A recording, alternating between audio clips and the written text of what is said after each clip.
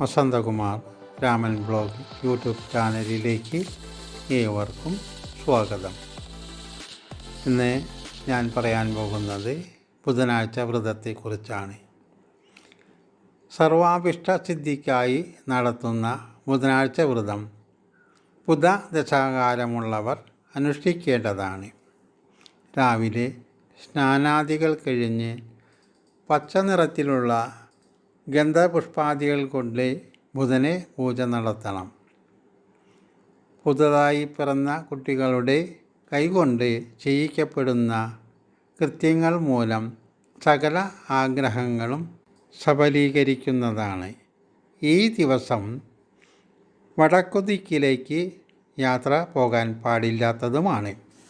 പച്ച നിറത്തിലുള്ള സാധനങ്ങൾ ഉപയോഗിക്കുന്നതും ദാനം ചെയ്യുന്നതും ബുധനാഴ്ച വളരെ വിശേഷപ്പെട്ടതാണ്. ശ്രീകൃഷ്ണ ക്ഷേത്ര ദർശനം നടത്തുന്നതും ഉത്തമമാണ്. അവൽ നിവേദ്യവും പാൽപ്പായസവും സമർപ്പിക്കുന്നത് നല്ലതാണ്. നിങ്ങളുടെ വിലയേറിയ അഭിപ്രായങ്ങൾ കമൻറ്റ് ബോക്സിൽ രേഖപ്പെടുത്തുക.